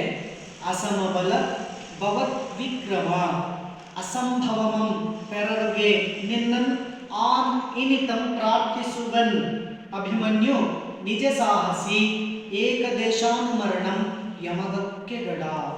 ಇಲ್ಲಿ ಹೇಳುವಂಥದ್ದು ಏನು ಅಂತ ಹೇಳಿದ್ರೆ, ಆ ಅಭಿಮನ್ಯು ಕುಮಾರನನ್ನ ಅವನ ವೀರತ್ವವನ್ನು ಹೊಗಳ್ತಾ ಇದ್ದಾನೆ. ಒಬ್ಬ ಶತ್ರುವಿನ ಮಗನನ್ನ ಹೊಗಳ್ತಾ ಇದ್ದಾನೆ ಅಂತ ಹೇಳಿದ್ರೆ ನಮಗೆ ಯಾರು ಕೂಡ ನಾವು ಊಹೆ ಮಾಡಲಿಕ್ಕೆ ಸಾಧ್ಯವಿಲ್ಲ. ಯಾಕೆ ಅಂತ ಹೇಳಿದ್ರೆ ಅವನ ಪರಮ ವೈರಿಯಾದಂತಹ ಅರ್ಜುನನ ಮಗ ಇಲ್ಲಿ ಸತ್ತಿದ್ದಾನೆ. ಅವನನ್ನು ಹೊಗಳುವಂತಹ ದೃಶ್ಯ. ಏನ್ ಹೇಳ್ತಾ ಇದ್ದಾನೆ? ಅಸಮಬಲ ಭವತ್ ವಿಕ್ರಮ ಅಂತ ಹೇಳಿದ್ರೆ, ಭವತ್ ಅಂತಂದ್ರೆ ನಿನ್ನ, ಅಸಮಬಲ ಅಂತಂದ್ರೆ ನಿನ್ನ ಬಲಕ್ಕೆ ಸಮನಾದವನು ಯಾರೂ ಇಲ್ಲ. ಭವತ್ ವಿಕ್ರಮ ಅಂದ್ರೆ ಶೌರ್ಯ, ನಿನ್ನ ಸಾಮರ್ಥ್ಯಕ್ಕೆ ಯಾರು ಸರಿ ಸಮಾನರಲ್ಲ. ಪೆರರ್ಗೆ ನಿನ್ನನ್ನು ಹೋಲಿಕೆ ಮಾಡೋದಕ್ಕೆ ಯಾರಿಂದಲೂ ಸಾಧ್ಯವಿಲ್ಲ. ಆನ್ ಇನಿತಂ, ನಿನ್ನನ್ನು ನಾನು ಇಷ್ಟು, ಇನಿತಂ ಅಂತಂದ್ರೆ ಇಷ್ಟು, ಪ್ರಾರ್ಥಿಸುವೆನ್, ನಾನು ನಿನ್ನನ್ನು ಇಷ್ಟು ಪ್ರಾರ್ಥನೆ ಮಾಡ್ಕೊಳ್ತೀನಿ. ಏನು ಅಂತ ಹೇಳಿದ್ರೆ ಅಭಿಮನ್ಯು ನಿಜ ಸಾಹಸಿ ಏಕದೇಶಾನುಮರಣಂ, ನಿನ್ನ ನಿಜ ಸಾಹಸಿ ಅಂತಂದ್ರೆ ನಿನ್ನ ಪರಾಕ್ರಮದ ಸಾವು ಯಮಗಕ್ಕೆ ಗಡ. ನಿನ್ನಂತಹ ಈ ಪರಾಕ್ರಮದ ಸಾವು ನನಗೆ, ಆ ಸಾವಿನ ಒಂದು ಅಂಶ ನನಗೂ ಸಿಗಲಿ ಅಂತೇಳಿ ಬೇಡ್ತಾ ಇದ್ದಾನೆ. ಅಂದರೆ ಎಷ್ಟು ಒಳ್ಳೆಯತನ, ಒಂದು ಅಂತಃಕರಣ ಅನ್ನೋದು ಇಲ್ಲಿ ಕಾಣುವಂಥದ್ದು. ಹೀಗೆ ಆ ಶತ್ರುರಾಜರನ್ನ ಅಷ್ಟೇ ಅಲ್ಲ, ಇಷ್ಟೆಲ್ಲ ಮಾತಾಡ್ತಿರ್ಬೇಕಾದ್ರೆ, ಇಷ್ಟೆಲ್ಲ ದುಃಖವನ್ನ ತೋಡ್ಕೊಳ್ಳುವಂತಹ ಸಂದರ್ಭದಲ್ಲಿ ಮತ್ತೆ ಮುಂದೇನಾಗುತ್ತೆ ಅಂತ ನೋಡಿದ್ರೆ, ಎಂದ ಆತ್ಮಗತದಳೆ ಬಗೆದು ಅಂತ ಅಭಿಮನ್ಯುವಿಗೆ ಕೈಗಳ ಮುಗಿದು ಬರುತ್ತು. ತನ್ನ ಮಗನಪ್ಪ ಲಕ್ಷಣ ಕುಮಾರನ ನೆನೆದು ಮನ್ಯು ಉದ್ಗತ ಕಂಠನಾಗಿ ತದ್ ಅಸನ್ನ ಪ್ರದೇಶಗಳು ತನ್ನ ಕುಮಾರನನ್ನು ಕಂಡು ಪುತ್ರ ಸ್ನೇಹ ಕಾತರ ಹೃದಯನಾಗಿ ಗಾಂಧಾರಿ ನಂದನನಂ ಭಾನುಮತಿ ನಂದನನ ವದನಾರವಿಂದನು ನೋಡಿ. ಇಲ್ಲಿ ಏನಾಯ್ತು ಅಂತ ಹೇಳಿದ್ರೆ, ಎಂದಾತ್ಮಗತದೊಳೆ ಬಗೆದು, ಇಲ್ಲಿ ತನ್ನ ಮನಸ್ಸಿನಲ್ಲಿ ತನ್ನ ಪಾಡಿಗೆ ತಾನು ಈ ಅಭಿಮನ್ಯು ಕುಮಾರನನ್ನ ಹೊಗಳಿ ಬರುತ್ತಿರ್ಬೇಕಾದ್ರೆ ತನ್ನ ಮನಸ್ಸಿನಲ್ಲಿ ಏನೋ ಒಂದು ಆಲೋಚನೆ ಆಗ್ತಾ ಇದೆ. ಏನು ಅಂತ ಅಭಿಮನ್ಯುವಿಗೆ ಕೈಗಳ ಮುಗಿದು, ಆ ಅಭಿಮನ್ಯುವಿಗೆ ಕೈಯನ್ನು ಮುಗಿದು ಬರಬೇಕಾದ್ರೆ ಬರುವುದು ತನ್ನ ಮಗನಪ್ಪ ಲಕ್ಷಣ ಕುಮಾರನ ಮನೆಯದು. ಇಲ್ಲೀಗ ತನ್ನ ಮಗನ ನೆನಪಾಗ್ತಾ ಇದೆ. ಯಾಕೆ ಅಂತ ಹೇಳಿದ್ರೆ, ಅದೇ ಚಿಕ್ಕ ವಯಸ್ಸಿನವನು, ಅದೇ ವಯಸ್ಸಿನವನಾಗಿರುವಂಥ ತನ್ನ ಮಗನು ಕೂಡ ಅವನ ಪರಿಸ್ಥಿತಿ ಏನಾಗಿರಬಹುದು ಅನ್ನುವಂಥ ಆಲೋಚನೆ ಅವನಿಗೆ ಬಂದು ಆ ಲಕ್ಷಣ ಕುಮಾರನನ್ನ ನೆನೆದು ಅವನಿಗೆ ಏನಾಯ್ತು ಅಂತ ಹೇಳಿದ್ರೆ, ಮಂಜು ಉದ್ಗತ ಕಂಠನಾಗಿ ಈ ದುಃಖ ಅನ್ನುವಂಥದ್ದು ಉಮ್ಮಳಿಸಿ ಬರ್ತಾ ಇದೆ. ಈಗ ಗಂಟಲು ಬಿಕ್ಕಿ ಬರುವಂಥದ್ದು ಏನಾಯ್ತು ಅಂತ ಹೇಳಿದ್ರೆ, ತನ್ನ ಮಗನನ್ನ ನೆನೆದು ಗಂಟಲು ಬಿಕ್ಕಿ ಅಳ್ತಾ ಬರ್ತಿರ್ಬೇಕಾದ್ರೆ ತದ್ದ ಸಣ್ಣ ಪ್ರದೇಶಗಳು ಅಲ್ಲೇ ಸಮೀಪದ ಸ್ಥಳದಲ್ಲಿ ತನ್ನ ಕುಮಾರನನ್ನು ಕಂಡು, ಈಗ ನೆನೆಸಿದ್ದ, ಈಗ ನೆನೆಸ್ಕೊಂಡೇ ಬರ್ತಾ ಇದ್ದ. ಆದರೆ ದುರದೃಷ್ಟ ಏನು ಅಂತಂದ್ರೆ, ಆ ಮಗನೇ ಅಲ್ಲಿ ಬಿದ್ದಿದ್ದಾನೆ. ತದ್ದ ಸಣ್ಣ ಪ್ರದೇಶಗಳು ತನ್ನ ಮಗನಪ್ಪ ಕುಮಾರನನ್ನು ಕಂಡು ಅಲ್ಲೇ ಪಕ್ಕದ ಸ್ಥಳದಲ್ಲಿ ತನ್ನ ಕುಮಾರನಾದಂತಹ ಲಕ್ಷಣ ಕುಮಾರನನ್ನ ಕಾಣ್ತಾ ಇದ್ದಾನೆ.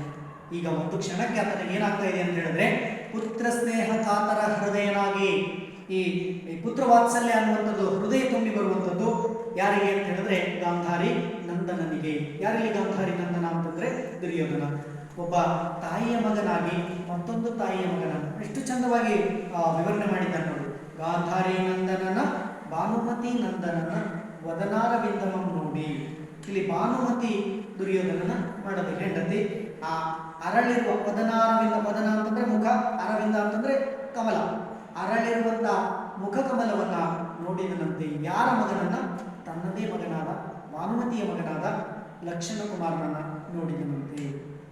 ಈಗ ಲಕ್ಷಣ ಕುಮಾರ ತನ್ನ ಮಗನನ್ನ ನೋಡಿ ಆತನಿಗೆ ಏನೆಲ್ಲ ಅನಿಸ್ತು, ಯಾವೆಲ್ಲ ದುಃಖವು ಆತನನ್ನ ಕಾಡ್ತಾ ಇದೆ, ಯಾವೆಲ್ಲ ವಿಲಾಪವನ್ನು ಆತ ತೋಡ್ಕೊಳ್ತಾನೆ ಅಂತೇಳಿ ತಿಳಿಯೋದಕ್ಕೆ ಮುಂದಿನ ಪದ್ಯ, ಆ ಪುತ್ರ ಶೋಕ ಮುಂದಿನ ಪದ್ಯದಲ್ಲಿದೆ.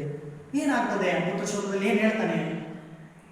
ಜನಗಂಗೆ ಜಲಾಂಜಲಿಯಂ ತನೂಭವಂ ಕೊಡುವುದು ಉಚಿತಂ, ಅದು ಗೆಟ್ಟೀಗಳ್ ನಿನಗಾಂ ಕೊಡುವಂತಾದುದೇ, ತನುಜ ನೀ ಕ್ರಮ ವಿಪರ್ಯಂ ಮಾಡುವುದೇ.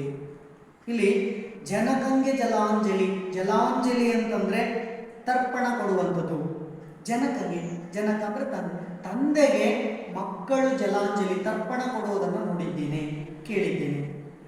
ತನುಭವ, ತನು ಅಂತಂದ್ರೆ ದೇಹ, ಭವ ಅಂತಂದ್ರೆ ಹುಟ್ಟಿದವ, ನನ್ನ ದೇಹಕ್ಕೆ ಹುಟ್ಟಿದವ ನೀನು ನನಗೆ ಜಲಾಂಜಲಿ ಕೊಡಬೇಕಾಗಿತ್ತು. ಅದು ಕೊಡುವುದು ಉಚಿತ, ಅದು ಒಂದು ಇರುವಂತ ಸಂಪ್ರದಾಯ. ಅದು ಗೆಟ್ಟೀಗಳು, ಅದು ಕೆಟ್ಟು ಈಗ ಕ್ರಮ ವಿಪರ್ಯಂ ಮಾಡುವುದೇ, ನೀನು ಇರುವಂತ ಸಂಪ್ರದಾಯವನ್ನ ಕೆಡಿಸಿಬಿಟ್ಟಿಯಲ್ಲ ಅಯ್ಯೋ ಮಗನೇ ಅಂತೇಳಿ ಆತ ಈಗ ಒಂದು ಸರಳ ಭಾಷೆಯಲ್ಲಿ ಹೇಳೋದಾದ್ರೆ, ತಂದೆಗೆ ಮಕ್ಕಳು ಮಣ್ಣು ಕೊಡುವುದು ಉಚಿತ, ಆದರೆ ಇಲ್ಲಿ ಮಗನಿಗೆ ತಂದೆಯೇ ತರ್ಪಣವನ್ನ ಜಲಾಂಜಲಿಯನ್ನು ಬಿಡುವಂತ ಪರಿಸ್ಥಿತಿಗೆ ತಂದು ಬಿಟ್ಟಿಯಲ್ಲಪ್ಪ, ಇರುವ ಪದ್ಧತಿಯನ್ನ ನೀನು ಹಾಳು ಮಾಡಿಬಿಟ್ಟಿಯಲ್ಲ ಅಂತೇಳಿ ಆ ಮಗನ ಮುಂದೆ ಒಂದು ಶೋಕವನ್ನ ಮಾಡುವಂಥದ್ದು, ದುಃಖಿಸುವಂಥದ್ದು. ಇಲ್ಲಿ ತಂದೆ ಬದುಕಿರುವಾಗಲೇ ಇನ್ನು ಬಾಳಿ ಬದುಕಬೇಕಾದ ಲಕ್ಷಣ ಕುಮಾರ ಮರಣ ಹೊಂದಿದ್ದಾನೆ. ಅದಕ್ಕಾಗಿ ಸಹಜವಾಗಿ ಇದು ಈ ತರನಾಗಿರುವಂಥ ದುಃಖ ಯಾರಿಗಾಗಿದೆ? ದುರ್ಯೋಧನನಿಗಾಗಿರುವುದು. ಮುಂದೆ ಏನಾಯಿತು ಅಂತ ನೋಡೋದಾದ್ರೆ ಮತ್ತೊಂದು ವಚನದ ಸಾಲಿದೆ, ಗದ್ಯದ ಸಾಲಿದೆ. ಎಂದು ಪಶ್ಚಾತ್ತಾಪಂಗೆಯೇ ಸಂಜಯಂ ಸಂತೈಸಿ ಮುಂದಯ್ಯೇ, ಭೀಮಸೇನನ ಗದಾ ಪರಿಗ ಪ್ರಹರಣದಿಂದ ರುಧಿರ ಪ್ರವಾಹ ವಶಗತನಾಗಿರ್ದ ಯುವರಾಜನೆಂದೆಡೆಯಂ ಕುರುರಾಜನ್ ಎಯ್ದೆ ಒಂದಾಗಳ್. ಏನಾಯ್ತು ಅಂತ ಹೇಳಿದ್ರೆ, ಈ ರೀತಿಯಾಗಿ ಜನಗಂಗೆ ಜಲಾಂಜಲಿಯಂ ತನೂಭವಂ ಕೊಡುವುದು ಉಚಿತಂ ಅಂತೇಳಿ ಎಂದು ಪಶ್ಚಾತ್ತಾಪಂಗೆಯೇ, ಪಶ್ಚಾತ್ತಾಪ ಪಡ್ತಿರ್ಬೇಕಾದ್ರೆ, ದುಃಖಿಸ್ತಿರ್ಬೇಕಾದ್ರೆ ಸಂಜಯ ಏನ್ ಮಾಡ್ತಾನೆ? ನಾವು ಹೇಳಿದ್ವಿ, ಸಂಜಯನ ಜೊತೆಗೆ ರಣಭೂಮಿಗೆ ಬಂದಿದ್ದಾನೆ. ಯಾರನ್ನ ಕಾಣಲಿಕ್ಕೆ? ಭೀಷ್ಮನನ್ನ ಕಾಣಲಿಕ್ಕೆ. ಅದಕ್ಕಾಗಿ ಸಂಜಯ ಏನ್ ಮಾಡ್ತಾ ಇದ್ದಾನೆ ಅಂತಂದ್ರೆ, ಆತನನ್ನ ಸಂತೈಸ್ತಾ ಇದ್ದಾನೆ, ಸಮಾಧಾನಿಸ್ತಾ ಇದ್ದಾನೆ. ಸಮಾಧಾನಿಸಿ ಮುಂದೊಯ್ಯೇ, ಮುಂದೆ ಕರ್ಕೊಂಡು ಹೋಗ್ತಾ ಇದ್ದಾನೆ. ಆ ಮುಂದೆ ಕರ್ಕೊಂಡು ಹೋದಂಥವನಿಗೆ ಏನ್ ಕಾಣ್ತು ಅಂತ ಹೇಳಿದ್ರೆ, ಭೀಮಸೇನನ ಗದ ಪರಿಗ ಪ್ರಹರಣಕ್ಕೆ, ಭೀಮಸೇನನ ಗದೆಯ ಹೊಡೆತಕ್ಕೆ. ಪರಿಗ ಅಂದ್ರೆ ಇಲ್ಲಿ ನಾವೇನಂತ ಹೇಳಿದ್ವಿ ಅಂತಂದ್ರೆ, ಆ ಆಯುಧ, ಪರಿಗ ಅಂತಂದ್ರೆ ಆಯುಧ. ಯಾವ ಆಯುಧ? ಗದೆ ಆಯುಧ. ಆ ಭೀಮಸೇನನ ಆಯುಧಕ್ಕೆ, ಪ್ರಹರಣಕ್ಕೆ ಏನಾಗಿದೆ? ಅಲ್ಲೊಂದು ರುಧಿರ ಪ್ರವಾಹಕ್ಕೆ ವಶವಾಗಿದೆ. ಯಾರು ವಶವಾಗಿದ್ದಾರೆ ಆ ರಕ್ತದ ಮಡುವಿನಲ್ಲಿ, ಆ ರಕ್ತದ ಮಡುವಿಗೆ ಯಾರು ವಶವಾಗಿದ್ದಾರೆ ಅಂತ ಹೇಳಿದ್ರೆ ಇಲ್ಲಿ ಯುವರಾಜ. ಯಾರು ಯುವರಾಜ ಅಂತ ಹೇಳಿದ್ರೆ ದುಶ್ಯಾಸನ. ಆ ದುಶ್ಯಾಸನ ಎಂದೆಡೆಯಂ ಕುರುರಾಜನ್. ಕುರುರಾಜ ನಮ್ಮ ದುರ್ಯೋಧನ ಕಥೆಯ ನಾಯಕ. ಈ ಕುರುರಾಜನ್ ಎಯ್ದೆ ಸಮೀಪ ಒಂದಾಗಳು ಅಲ್ಲಿ ಬಂದು ಸೇರಿದ.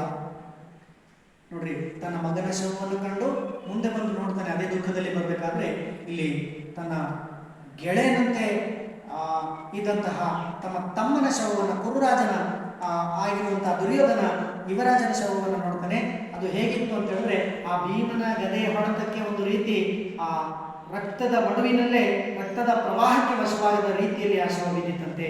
ಹಾಗಾದ್ರೆ ಈ ಯಾಕೆ ಇಷ್ಟು ವಿಚಿತ್ರವಾಗಿ ಆತ ಬಿದ್ದಿದ್ದ ಅಂತ ಹೇಳಿದ್ರೆ ಮತ್ತೆ ನಾವು ಹಿನ್ನೆಲೆಗೆ ಹೋಗ್ಬೇಕು. ಏನು ಅಂತ ಹೇಳಿದ್ರೆ ದ್ರೌಪದಿ ತನ್ನ ಮುಡಿಯನ್ನು ಕಟ್ಟೋದಿಲ್ಲ ಅಂತ ಹೇಳಿದ್ಲು. ಏನು?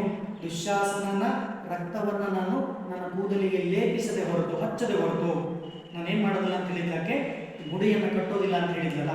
ಈಗ ಅದು ಆ ಕಾರಣಕ್ಕಾಗಿ ಭೀಮನ ಹೊಡೆತಕ್ಕೆ ದುಶ್ಯಾಸನ ಈ ರೀತಿಯಾಗಿ ಬಿದ್ದಿದ್ದಾನೆ.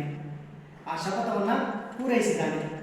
ಹಾಗಾದರೆ ಈ ದುಶ್ಯಾಸನನ ಶವವನ್ನು ಕಂಡು ದುರ್ಯೋಧನ ಏನು ಆತನ ಮುಂದಿನ ಪ್ರಲಾಪ ಅಥವಾ ಆತನ ಪ್ರತಿಕ್ರಿಯೆ ಏನಿತ್ತು ಅನ್ನೋದಕ್ಕೆ ಮುಂದಿನ ಪದ್ಯ. ನಿನ್ನಂ ಕೊಂದಂ ಗಡಂ ಕೊಳ ನಿನ್ನು, ಕೊಂದವನಂ ಇಕ್ಕಿ ಕೊಲ್ಲದೆ ಮಾಂಡ ಆ ನಿನ್ನು ಮೊಳೆಂ ಗಡಸಾಲದೆ, ನಿನ್ನಯ ಕೂರ್ಮೆಗಂ ಅದನ್ನ ಸೌಧರ್ಮಿಕೆಗಂ. ಅಂದರೆ ಇಲ್ಲಿ ಗಡಂ ಅಂತ ಹೇಳಿದ್ರೆ ಇನ್ನು, ಒಳ ನಿನ್ನು ಅಂತಂದ್ರೆ ಬದುಕಿದ್ದಾನೆ. ಯಾರು ಬದುಕಿದ್ದಾರೆ? ದುಶ್ಯಾಸನನನ್ನ ಸದೆಬಡಿದ ಸಾಯಿಸಿದ ಭೀಮ ಇನ್ನು ಬದುಕಿದ್ದಾನೆ.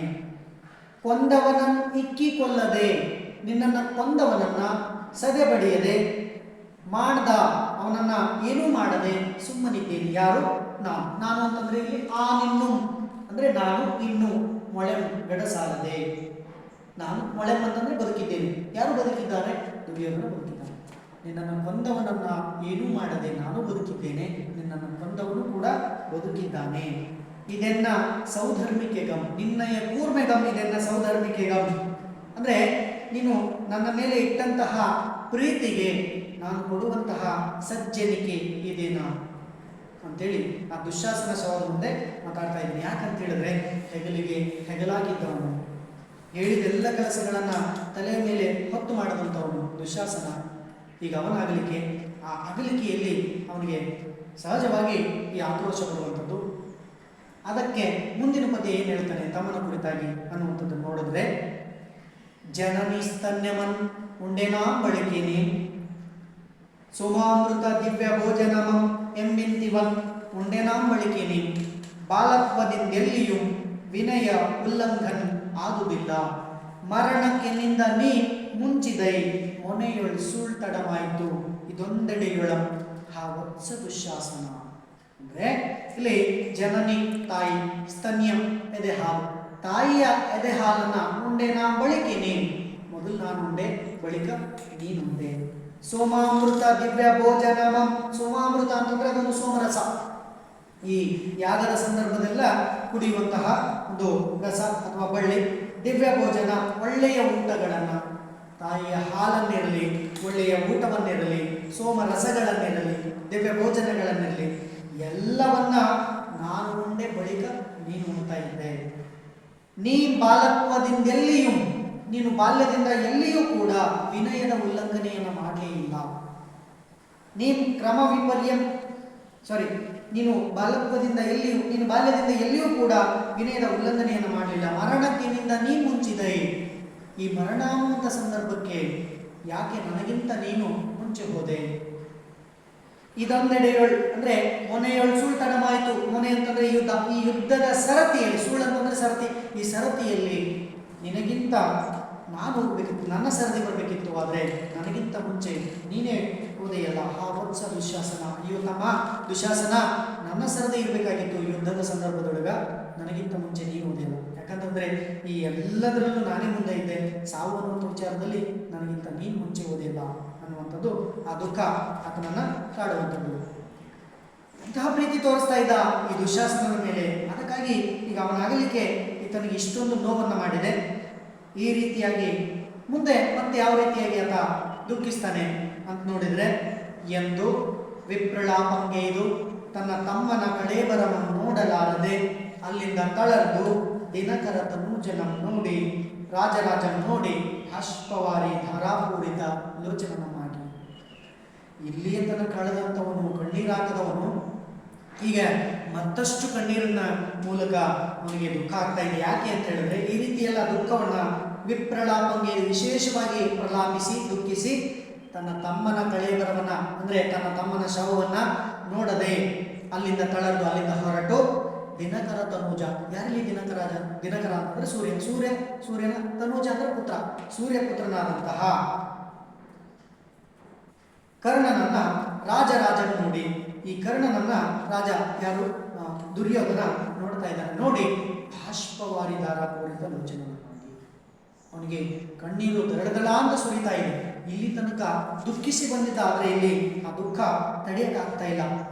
ಯಾಕೆ ಈ ಥರದೊಂದು ವಿಶೇಷವಾಗಿರುವಂಥ ದುಃಖವನ್ನು ನಾವು ಕಾಣ್ತೇವೆ ಅಂತ ಹೇಳಿದ್ರೆ, ಪಂಪನು ಕೂಡ ಒಂದು ಕಡೆ ಹೇಳ್ತಾನೆ. ಏನು ಅಂತ ಹೇಳಿದ್ರೆ, ಈ ತನ್ನ ಕಥಾನಾಯಕ ಅರ್ಜುನನಾಗಿದ್ರೂ ಕೂಡ ನೆನೆಯುವುದಾದರೆ ಕರ್ಣನ ನೆನೆ, ಮಹಾಭಾರತದೊಳು ನೆನೆಯುವುದಾದರೆ ಕರ್ಣನ ನೆನೆ ಅಂತೇಳಿ, ಅಂದರೆ ಅಷ್ಟೊಂದು ಆತನ ವ್ಯಕ್ತಿತ್ವ ಅಂಥದ್ದೊಂದು ವ್ಯಕ್ತಿತ್ವ ಇತ್ತು. ಇದನ್ನ ಇನ್ನು ಮುಂದೆ ಈ ವಿಶೇಷವಾಗಿರುವಂಥದ್ದು ಈ ಪಾಠಕ್ಕೆ ಅರ್ಥ ಬರುವ ಹಾಗೆ ದುರ್ಯೋಧನನ ವಿಲಾಪ ಅನ್ನುವಂಥದ್ದು ಇಲ್ಲಿಂದ ನಿಜವಾದ ವಿಲಾಪ ಅನ್ನುವಂಥದ್ದು ಆರಂಭವಾಗುತ್ತೆ. ಇದನ್ನು ನಾವು ಮತ್ತೆ ಮುಂದಿನ ತರಗತಿಯಲ್ಲಿ ಚರ್ಚೆ ಮಾಡೋಣ. ಸ್ನೇಹಿತ ಕರ್ಣನ ಕಳೇಬರ ಮುಂದೆ ಬಂದು ನಿಂತಿದ್ದಾನೆ. ಎಷ್ಟು ಇಲ್ಲಿ ತನಕ ದುಃಖಪಟ್ಟಿದ್ದ, ಇನ್ನು ಮೇಲೆ ವಿಶೇಷವಾದ ದುಃಖ ಅಂತ ಹೇಳಿದ್ವಿ ನಾವು. ಯಾಕೆ ಅಂತ ಹೇಳಿದ್ರೆ, ಎಷ್ಟು ಇವರ ಸ್ನೇಹ ಸಂಬಂಧ ಅನ್ನುವಂಥದ್ದು ಇತ್ತು ಅಂತ ಹೇಳಿದ್ರೆ, ಒಂದು ಸಣ್ಣ ಸಂದರ್ಭವನ್ನು ನಾವು ನೆನಬೇಕು. ಏನು ಅಂತ ಹೇಳಿದ್ರೆ, ದುರ್ಯೋಧನನ ಹೆಂಡತಿಯಾದ ಭಾನುಮತಿ ಮತ್ತೆ ಕರ್ಣ ಇಬ್ಬರು ಒಂದು ಕೊಠಡಿಯಲ್ಲಿ ಪಗಡೆಯನ್ನು ಆಡ್ತಾ ಇದ್ದಾರೆ. ಪಗಡೆಯ ನಿಯಮ ಏನು ಅಂತ ಹೇಳಿದ್ರೆ, ಸೋತವರು ಏನಾದರೂ ಒಂದು ಕಾಣಿಕೆಯನ್ನು ಕೊಡಲೇಬೇಕು. ಈ ಇಬ್ಬರೇ ಒಂದು ಕೊಠಡಿಯಲ್ಲಿದ್ದಾರೆ, ಪಗಡೆಯನ್ನು ಆಡ್ತಿದ್ದಾರೆ. ಭಾನುಮತಿ ಸೋತಿದ್ದಾಳೆ. ಸೋತವಳು ಈಗ ಕರ್ಣನಿಗೆ ಏನಾದರೂ ಒಂದು ಕೊಡಬೇಕು. ಕೊಡೋದನ್ನು ನಿರಾಕರಿಸ್ತಾ ಇದ್ದಾರೆ, ಇಲ್ಲ ಕೊಡೋದಿಲ್ಲ ಅಂತೇಳಿ. ಇಲ್ಲಿ ಸ್ವಲ್ಪ ಕರ್ಣ ಏನು ಮಾಡೋದು ಅಂತ ಹೇಳಿದ್ರೆ, ಇಲ್ಲಮ್ಮ ನೀವು ಕೊಡಲೇಬೇಕು ಅಂತೇಳಿ ಭಾನುಮತಿಯ ಕೊರಳ ಮಣಿಯ ಹಾರಕ್ಕೆ ಸ್ವಲ್ಪ ಕೈ ತಾಗಿಬಿಡ್ತದೆ. ಆ ಸಂದರ್ಭಕ್ಕೆ ಕೊಡಲ್ಲ ಅಂತೇಳಿ ಆಕೆ ಹೀಗೆ ಎದ್ದೇಳ್ತಾಳೆ. ಆ ಸಂದರ್ಭಕ್ಕೆ ಏನಾಗಿಬಿಡ್ತದೆ ಅಂತ ಹೇಳಿದ್ರೆ, ಆ ಮಣಿಯ ಹಾರ ಹರಿದು ಬಿಡ್ತದೆ. ಆ ಕ್ಷಣಕ್ಕೆ ದುರ್ಯೋಧನ ಆ ಕೊನೆಗೆ ಬಂದ್ಬಿಡ್ತಾನೆ. ಇಬ್ಬರಿಗೂ ಏನಾಗ್ತದೆ ಅಂತ ಹೇಳಿದ್ರೆ, ಇಬ್ಬರಿಗೂ ಭಯ. ಆದರೆ ಆ ದುರ್ಯೋಧನ ಬಂದು ಇವರಿಬ್ಬರಿಗೂ ಹೇಳ್ತಾನೆ ಏನು ಅಂತ ಹೇಳಿ, ಆ ಚೆಲ್ಲಿರುವ ಮಣಿಗಳನ್ನು ನಾನು ಆರಿಸಿಕೊಡಲಿ ಅಂತ ಹೇಳ್ತಾನೆ. ಅಂದರೆ ಇಲ್ಲಿ ಕರ್ಣ ಮತ್ತೆ ದುರ್ಯೋಧನರ ಸ್ನೇಹ ಸಂಬಂಧ ಅನ್ನುವಂಥದ್ದು ಎಷ್ಟು ಗಾಢವಾಗಿತ್ತು ಅನ್ನೋದನ್ನ ನಾವಿಲ್ಲಿ ತಿಳ್ಕೋಬೇಕಾಗ್ತದೆ. ಅದಕ್ಕಾಗಿ ಆತನಿಗೆ ಇಲ್ಲಿ ಬಾಷ್ಪವಾರಿ ಧಾರಾಪೂರಿತ ಲೋಚನ ಮಾಡಿದೆ. ಅವನ ಕಣ್ಣು ಮುಂದೆ ಆ ಶವವನ್ನು ನೋಡಿ, ಆ ಕರ್ಣನನ್ನು ನೋಡಿ ಅವನಿಗೆ ಕಣ್ಣೀರು ನಿಲ್ಲದೆ ಬರ್ತಾ ಇದೆ. ಹಾಗಾದ್ರೆ ಆ ಕರ್ಣನನ್ನು ಕುರಿತಾಗಿ ದುರ್ಯೋಧನ ಹೇಗೆಲ್ಲ ವಿಲಾಪಿಸ್ತಾನೆ, ಮತ್ತೆ ಯಾವೆಲ್ಲ ಗುಣಗಳನ್ನು ಆತ ಹೊಗಳ್ತಾನೆ ಅನ್ನುವಂಥದ್ದಕ್ಕೆ ಮುಂದಿನ ಪದ್ಯ. ಆನು ದುಶ್ಯಾಸನ ನೀನು ಮೂವರೇದನು. ಆನು ಅಂದರೆ ನಾನು, ನಾನು ಅಂತಂದ್ರೆ ದುರ್ಯೋಧನ, ನೀನು ಅಂತಂದ್ರೆ ಅಲ್ಲಿ ಬಿದ್ದಿರುವಂತಹ ಕರ್ಣ, ದುಶ್ಯಾಸನ. ಆನು ದುಶ್ಯಾಸನ ನೀನು ಮೂವರೇದನು. ನಾನು ದುಶ್ಯಾಸನ ನೀನು ಮೂವರೇ ಸತ್ಯವಾಗಿದ್ವಿ. ಅಂತಂದ್ರೆ ಸತ್ಯ. ಆತನನ್ನು ಕಳೆದ ಬಳಿಕ, ಯಾರು ಆತನು ಅಂತಂದ್ರೆ ದುಶ್ಯಾಸನನ ಮರಣಿಸಿದ ಬಳಿಕ ಆನು ನೀನೇದಲ್, ಆತ ಸತ್ತ ಬಳಿಕ ನಾನು ಮತ್ತು ನೀನೇ ಇಬ್ಬರೇ ಸತ್ಯವಾಗಿದ್ವಿ. ಈಗ ನೀನು ಮಗಲ್ದೆತ್ತ ಹೋದೆ ಅಂಗಾಧಿಪತಿ. ಈಗ ನೀನು ಕೂಡ ಆಗಲಿ ಎತ್ತ ಹೋದೆ ಅಂಗಾಧಿಪತಿ. ಯಾಕೆ ಅಂಗಾಧಿಪತಿ ಅಂತ ಹೇಳಿದ್ರೆ, ಅಂಗರಾಜದ ಅಧಿಪತಿಯನ್ನಾಗಿ ತಾನೇ ಕೂಡಿಸಿರ್ತಾನೆ ಕರ್ಣನನ್ನ. ಅದಕ್ಕಾಗಿ ಆ ಒಂದು ಸ್ನೇಹ ಸಂಬಂಧವನ್ನ ಈ ರೀತಿಯಾಗಿ ತೋಡ್ಕೊಳ್ತಾ ಇದ್ದಾರೆ. ಮುಂದುವರೆದು ಏನೆಲ್ಲ ಹೇಳ್ತಾನೆ ಕರ್ಣನ ಮುಂದೆ ಅಂತ ಹೇಳೋದಕ್ಕೆ ಮುಂದಿನ ಪದ್ಯ ಏನಿದೆ.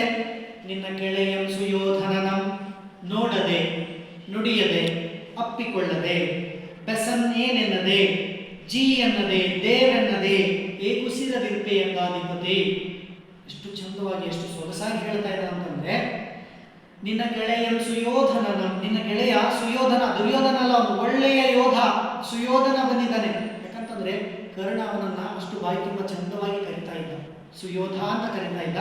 ಅದಕ್ಕಾಗಿ ನಿನ್ನ ಗೆಳೆಯ ಸುಯೋಧನ ಬಂದಿದ್ದಾನೆ. ನೋಡೋದಿಲ್ವಾ? ಸತ್ತವನಲ್ಲಿ ನೋಡ್ತಾನ್ರಿ, ಇಲ್ಲಿ ಎಷ್ಟು ತೀವ್ರತೆಯಾಗಿ ಹೇಳ್ತಾ ಇದ್ದಾನೆ, ವ್ಯಕ್ತಪಡಿಸ್ತಾ ಇದ್ದಾನೆ ಅಂತಂದ್ರೆ ಅವರಿಬ್ಬರ ಸ್ನೇಹವನ್ನ ಇಲ್ಲಿ ಹೇಳ್ತಾ ಇದ್ದಾನೆ. ನುಡಿಯದೆ ನಾನು ಬಂದಿದ್ದೀನಿ ಮಾತಾಡೋದಿಲ್ವಾ, ಅಪ್ಪಿಕೊಳ್ಳದೆ ನಾನು ಬಂದ ಮೇಲೆ ನನಗೆ ಎಷ್ಟು ಚಂದದ ಆಲಿಂಗನವನ್ನ ಮಾಡ್ತಾ ಇದ್ದೆ, ಅಪ್ಪಿಕೊಳ್ತಾ ಇದ್ದೆ. ನುಡಿಯದೆ, ನೋಡದೆ, ನುಡಿಯದೆ, ಅಪ್ಪಿಕೊಳ್ಳದೆ, ಬೆಸನ್ನೇನೆನ್ನದೆ, ಏನು ಕೆಲಸ ಅಂತ ಕೇಳ್ತಾ ಇದ್ದೆ.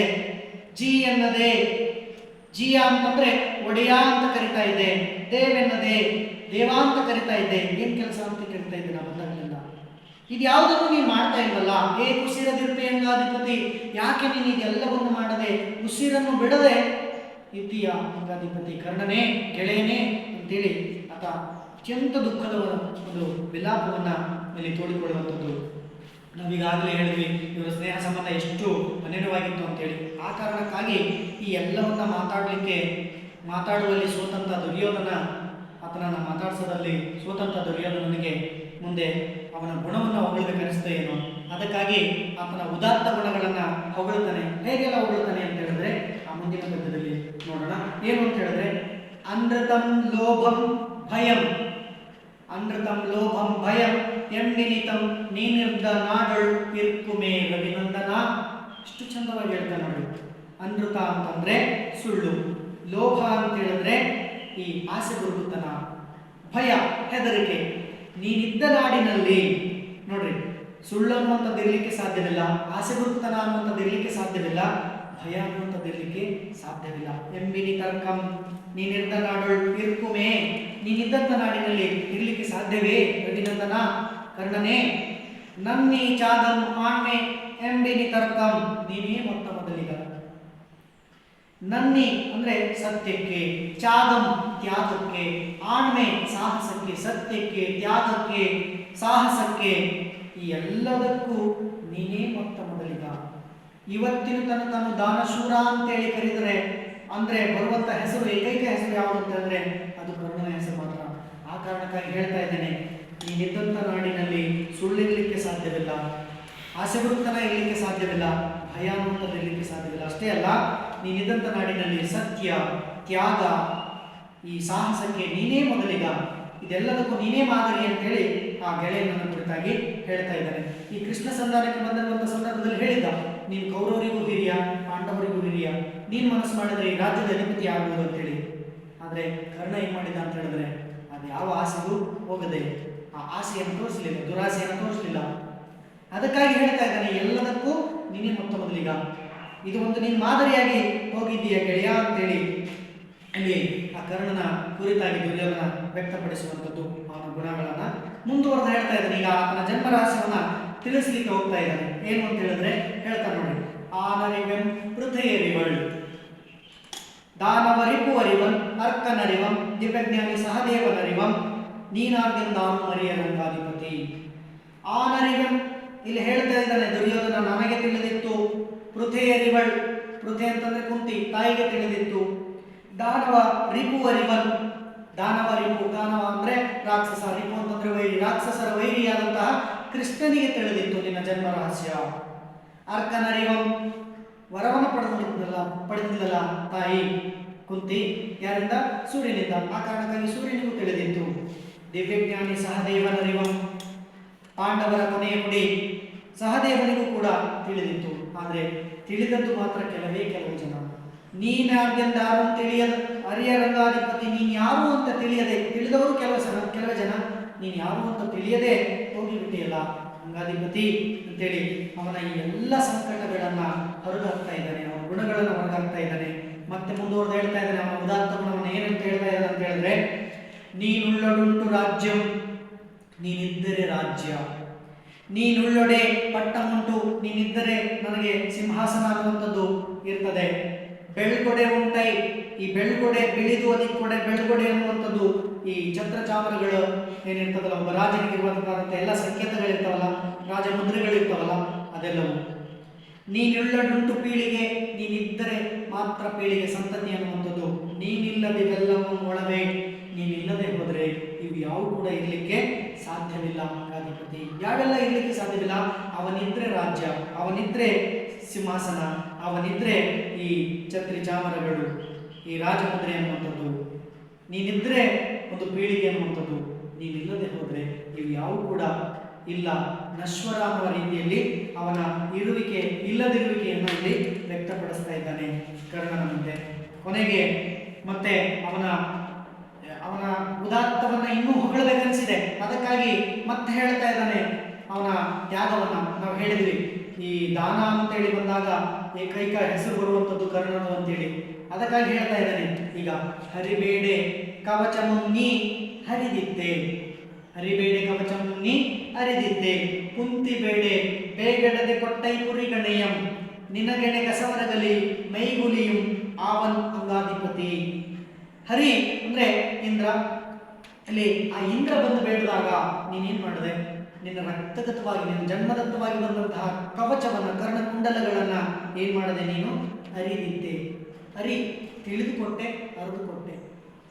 ಕುಂತಿ ಬೇಡೆ, ತಾಯಿ ಕುಂತಿ ಬಂದು ಬೇಡದಾಗ ಬೇಗಡದೆ ಕೊಟ್ಟೆ ಕುರಿಗಣೆಯಂ, ಒಂದು ಅಗ್ನಿ ಅಸ್ತ್ರ ಅಥವಾ ದಿವ್ಯಾಸ್ತ್ರ ಅನ್ನುವಂಥದ್ದನ್ನ ನೀನು ಏನ್ ಮಾಡಿದೆ ಅಂತ ಹೇಳಿದ್ರೆ ಕೊಟ್ಟೆ.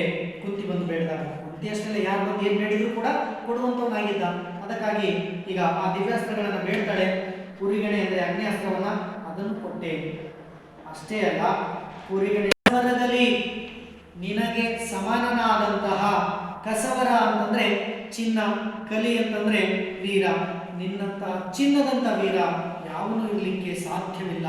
ನಿನ್ನ ಸರಿಸಮಾನನಾದಂತಹ ದಾನಗಳನ್ನು ಮಾಡಿದಂತಹ ದಾನಿ ಇರಲಿಕ್ಕೆ ಸಾಧ್ಯವಿಲ್ಲ. ಮೇಗುಲಿಯು ಆವನ್ ಅಂಗಾಧಿಪತಿ, ನಿನ್ನಂತಹ ಪರಾಕ್ರಮಿ ಯಾವನೂ ಇಲ್ಲ, ಇರಲಿಕ್ಕೆ ಸಾಧ್ಯವೇ ಇಲ್ಲ ಅಂಗಾಧಿಪತಿ ಅಂತೇಳಿ ಕೊನೆಯ ಪದ್ಯ ಹೇಳ್ತಾನ ಏನು ಅಂತೇಳಿ.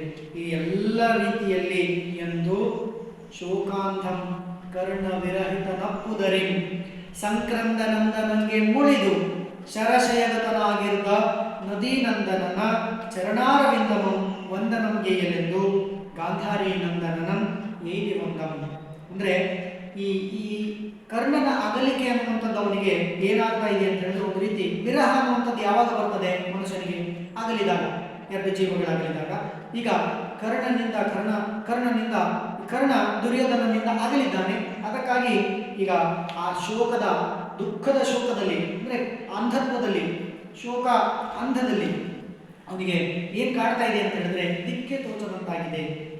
ಯಾಕೆ ಅಂತ ಹೇಳಿದ್ರೆ ಆ ಕರ್ಣನ ಅಗಲಿಕೆ, ಆ ಅಗಲಿಕೆಯಿಂದಾಗಿ ಅವನಿಗೆ ಏನಾಗ್ತದೆ ಅಂತ ಹೇಳಿದ್ರೆ ಸಂಕ್ರಂದ ನಂದನಂಗೆ ಮುಳಿದು, ಸಂಕ್ರಂದ ಅಂತಂದ್ರೆ ಇಂದ್ರ, ಆ ಇಂದ್ರನ ನಂದನ ಅಂದ್ರೆ ಮಗನ ಮೇಲೆ ಮುಳಿದು ಅಂತಂದ್ರೆ ಕೋಪಿಸಿಕೊಂಡು ಅವನ ಮೇಲೆ ಕೋಪ ಬರ್ತಾ ಇದೆ. ಈ ಎಲ್ಲದಕ್ಕೂ ಕಾರಣ ಅವನೇ ಆಗಿದ್ದಾನಲ್ಲ ಎಲ್ಲರ ಸಾವಿಗೆ.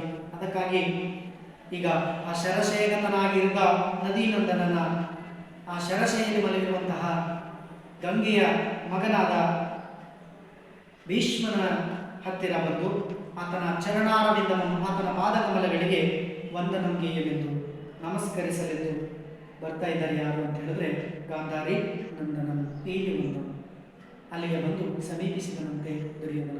ಇಲ್ಲಿಗೆ ಎಲ್ಲ ರೀತಿಯಲ್ಲಿ ನಾವು ಏನು ಅಂತ ಹೇಳಿದ್ರೆ ದುರ್ಯೋಧನನಿಗಾದಂತಹ ವಿಲಾಪವನ್ನು ನೋಡಿದ್ವಿ. ಎಲ್ಲೂ ಕೂಡ ನಾವು ದುರ್ಯೋಧನ ದುಃಖಿಸ್ತಾನೆ ಅಂತ ಅನ್ನುವಂಥದ್ದನ್ನು ನಾವು ಕಂಡಿರಲಿಲ್ಲ. ಆದರೆ ಇದೊಂದು ವಿಶಿಷ್ಟ ರೀತಿಯಲ್ಲಿ ನಮ್ಮ ರನ್ನಕವಿ ಸೀಮಾವಲೋಕನ ಕ್ರಮದಲ್ಲಿ ತೋರಿಸಿರುವಂಥದ್ದು. ಈ ಪದ್ಯ ಇಲ್ಲಿಗೆ ಮುಕ್ತಾಯ ಮಾಡಿ ಮತ್ತೆ ನಾವು ಮುಂದಿನ ವಚನಗಳು ಅನ್ನುವಂಥದ್ರಲ್ಲಿ ಮತ್ತೆ ನಮಗೆ ಭೇಟಿಯಾಗುವ. ನಮಸ್ಕಾರಗಳು.